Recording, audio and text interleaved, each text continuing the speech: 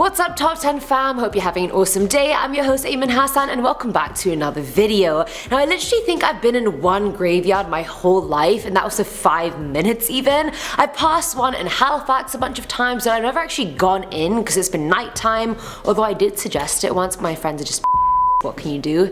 Honestly, you go into one hoping to find nothing but graves and the dead, but sometimes you get more than what you bargained for. These are the top 10 scary messages found in graveyards. But before we get into it, I just wanted to give a shout out to GSN Casino for sponsoring this video. Now if you're really into phone games like I am, you'll love this. GSN Casino is #1 in terms of having social casino versions of some of America's best TV game shows. And I really like how Howie Mandel from Deal or No Deal is there hosting the game for you. Like, it just hits my nostalgia right on the head and I love it. There's a bunch of mini games, the original slot machine games like American Buffalo and Wheel of Fortune, and if slot games aren't your thing, there's even video bingo, which I killed by the way. Just racked up those prize balls, activated the rocket boost, and straight up went for the triple bingo kill. It's an entire social casino in an app basically, and there are so many ways to get tokens and win huge jackpots every single day. And the best part is you don't have to spend real money to play, unlike literally every other game in the App Store. So if you're interested in some fun, download the game with the link below and get 12,000 free chips to start with. Starting us off with number 10 are the letters. Now this one was shared by Hot Sheet Motel on Reddit, who used to work as a groundskeeper at a cemetery back in the 70s. He shared that he used to find so many weird miscellaneous items at the graveyard, but the creepiest thing he found were a series of scribbled letters that a widow kept leaving on her husband's grave. She would tear them out from a reporter's notebook and they were virtually illegible. The user could not make out what any of the sentences meant, but could read certain words like revenge, Antichrist, and sacrifice, which I don't even know if I want to know what she was talking about. I feel like we should just leave that. Let's just pretend it never happened. I don't need that in my life right now. 2019 was bad enough without the Antichrist coming in. Coming in at number 9 is the body. Not dead, but plot twist, still alive. Back in September of 2009, a mourner found 71-year-old Donald Constantine Jackson's unconscious, bloody and beaten body at the Pine Hills Cemetery. He was rushed to the hospital but died a few days later due to his injuries, and around the same time, a 26-year-old man called Mojave Takley from Toronto turned himself in on charges of first-degree murder of Donald. Apparently, an unidentified girl got into an argument with Donald, and when he tried walking away from her, she followed him to the cemetery where Mojave then joined her. He then beat Donald before they both fled the scene. Imagine going to the cemetery to mourn a deceased relative and finding a half-dead person yourself. I'd be shook, but also why would you beat up a 71-year-old man? Like, what are people thinking?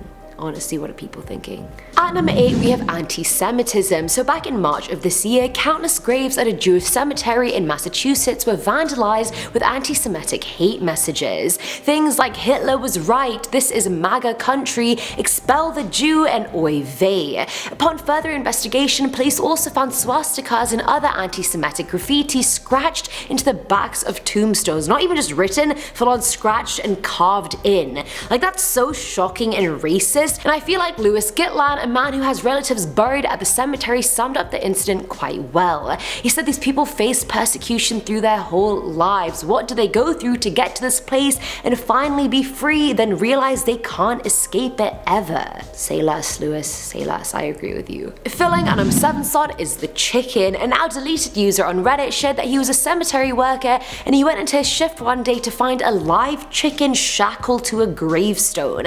And that is literally all he shared. Like, I have so many questions. How do you even shackle a live chicken to a gravestone, and why would you even do that? People were speculating that perhaps it was part of some voodoo or ritualistic practice, because many do involve live chickens in some way or another. Other commenters went further and said it was Santeria practice. People who follow this religion offer an orisha, which is a spirit similar to God, food, and they also sacrifice animals to them so they can build and maintain a powerful relationship with that spirit. It's not to bring them closer in worship in any way, but to make them more aware of the orisha within them. So perhaps the person who died was part of this faith and their fellow worshippers were trying to bring the deceased peace in their afterlife. I don't really know. But that is a message if I ever saw one. A live chicken. I don't want that kind of message. No. Now at number 6 is the premonition. This was shared by Maddie Barnett, who shared she usually feels quite at home in graveyards. Weird flex, but okay. She said her and her partner did a road trip back to VOODOO in 2017 and ended up staying at a hotel about a block away from a cemetery. One day when her partner was napping, she decided to explore and went to the graveyard. She was walking by the tombstones and saying hello to them, and from a distance she saw this marble angel that she was just instantly drawn to. When she reached the angel, she looked at the name on the grave and her heart stopped. The name read Madison Barnett, which was her name, but the thing is there was no year of death on the tomb, which she thought was very odd. There usually is. Freaking out, she rushed back to the hotel, woke up her partner and took them to the graveyard to see it for themselves. But when they got to the angel, it didn't say Madison Barnett anymore, it was a different girl's name. Maddie just couldn't figure out how she had so clearly seen her name 10 minutes beforehand and now it was just so clearly gone. She and her partner speculated that it was a premonition or message of some kind telling her that she was soon to be next. That is a message I never want to receive in my life ever. Thankfully I have a very uncommon name, so hopefully I never see my name on another tombstone that's not me. Coming in at number 5 is the voodoo. This one was shared by Reddit user Closet Psycho, who said she's not a cemetery worker, but she did used to visit a loved one in her local graveyard every single week. One day when she was going, she noticed something very off. On every third grave, someone or some people had left red candles. Along with the red candles on certain graves, not all of them, they had also created circles made from beads around the gravestones. The user's father's grave was included in that category and they were 100% sure it was some ritual of some kind. Either that or they were sending a message to the spirits of the graveyard saying either stay away from these specific graves or target these specific graves. One or the other, there's no in between. Either way, the user disposed of the things on their dad's grave ASAP and alerted the groundskeepers straight away. At number 4 is the eggplant. This one was shared by Reddit user Punha Townie, who said 30 minutes before a funeral started, an unidentified person showed up and was just standing near the freshly dug grave. Which isn't really weird. I mean, many people come early to funerals and mourn in their own way. Maybe they want privacy. It wasn't really setting off any alarm bells for the user. But 10 minutes later, the user got a call from their manager saying someone had put something inside the grave, not the body. Confused, the user went to investigate and found an eggplant with holes in it, and those holes were stuffed with strips of paper and a picture. The user was dumbfounded but also thought perhaps it was a Santeria ritual, the same religion I mentioned in the chicken story. But either way, how long did this person think the eggplant was gonna last before it decayed? Like, what was the purpose of this? Someone commented saying the eggplant is a belladonna herb, and since it was left there to rot and sour, that's most likely what the person wanted to do to their target. Which, I mean, that's salty. I mean, they've already died. You don't need to add insult to injury, just let them die. You've already won. You're alive. Filling our number 3 slot is the Victor, and back in July of 2010 at 5 PM, a woman was on the main path of Pine Hill Cemetery. And mind you, 5 PM is a pretty safe time to be out, you'd assume, especially in the summer where it doesn't get dark at like 4 PM like it does now. The woman was dragged off the path by a man later identified as 44-year-old sex offender Russell Kirkpatrick.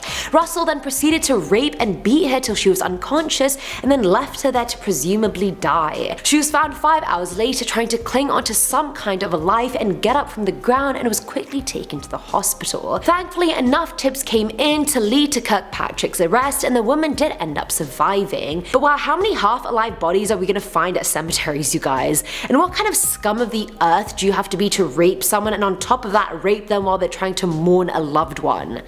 Scumbag. Now at number 2 are the crosses. This one was shared by Redditor Patrick R's Ghost, who's not a cemetery worker but just an avid ghost hunter. Now Patrick was walking through a cemetery he was interested in when he came upon an interesting looking grave. Tell me how many times I've said interesting in this video, you guys, comment below. Now this grave had glass beads on the side of it in parallel lines, it had an arrangement of different toys on the grave itself, and there was a small ring of stones lining the back of the gravestone. But the weirdest part was that there were crosses cross necklaces plunged into the ground all around the grave in a circle.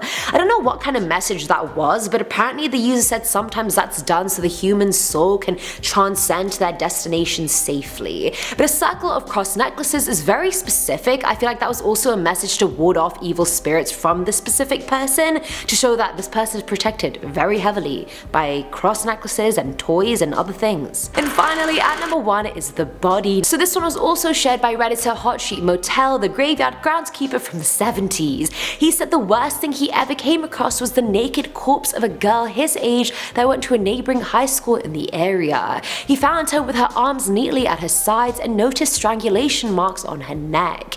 The killer also punched her several times in the face before she actually died, and the person left a small note in her hand that read "good luck." The girl was identified, but the murder itself was never solved, and her clothes were also never found. The user was questioned multiple times by the police, but obviously he didn't know anything about it.